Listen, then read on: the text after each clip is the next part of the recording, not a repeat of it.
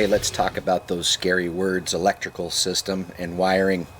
It's really not that bad. I have a riding lawnmower here that I wired recently, and I want to show you how basic it actually is to do that. That's the mower. Let's dig in. So I had a Craftsman riding lawnmower that had a bad engine, and I finally had a good engine come in, and I swapped them out here. I wanted to show you how I wired this. This is just a very basic lawnmower, riding lawnmower wiring setup. I had to put this Kohler engine in here sideways, but that's fine. And that is a temporary muffler setup, so don't judge me there. But over here on the ignition switch, the back of the ignition switch, it happens to be a 5-prong, and it looks just like this. And you can see on this ignition switch there is letters S, M, L, G, and B. Now those stand for something very important. The B stands for battery, the G stands for ground, the L stands for lights, S for solenoid, M for magneto. So you'll need a battery, a solenoid, wires, an engine with a starter motor, and an ignition switch, and a fuse, 15 amp fuse. And with this I have bypassed all of the safety switches to make it simple.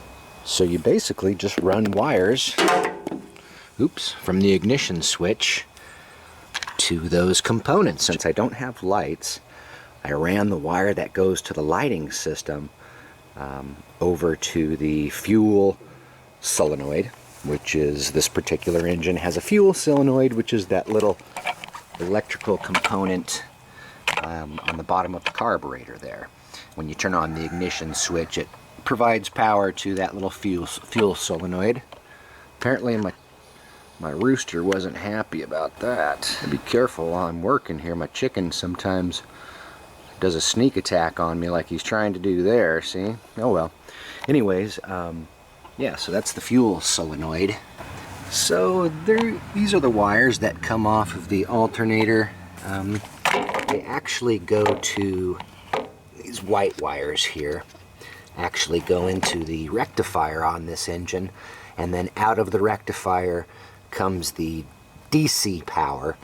So these two wires coming out of the rectifier, purple and orange, are the power out of the alternator, basically DC power. So it goes into two wiring ports here, but I'm only going to use one because I'm not running lights. I would run one of them to the light circuit at the light switch, but in this case I'm just going to run one of the wires. It's this white one here, and it actually goes back to the battery positive, and then that goes back up to the battery here, and that's what charges the battery. So that's that circuit.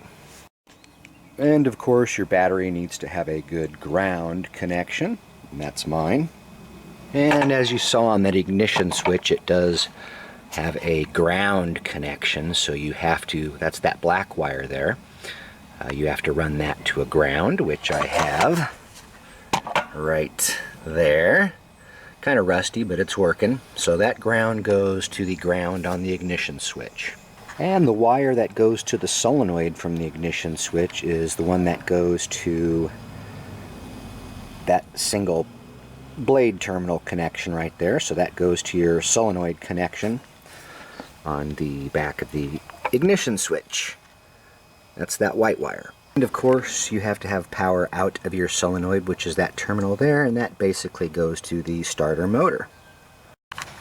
And the battery terminal on the back of the ignition switch is that red wire there, and that basically goes to the battery. I have it going down there to where the battery connects at the solenoid. You can run it directly, you know, to here if you want, but I just have it ran down there to clean up the wires up at the battery. You do have to run an inline fuse for that one. It's definitely recommended, and I use a 15 amp fuse. I'm not an electrical expert, but that's what I run, a 15 amp fuse. So the next wire we have is the magneto wire, which is basically when you turn off the ignition switch, that wire goes to the magneto and it grounds the magneto so it won't produce spark anymore. And that's where it connects there, and it connects to this white one here, which goes directly to the magneto. Wire is that red wire there. That's the lighting circuit. So when you turn the ignition switch on, that provides electricity to your light switch if you have lights.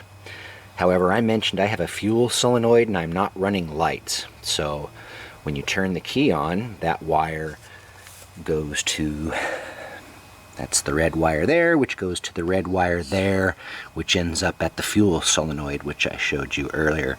So that turns on the fuel solenoid. And I do intend to clean up these wire connections here. At least tape them off so there's no risk of short-circuiting. Guess what, everyone? You just wired a lawnmower.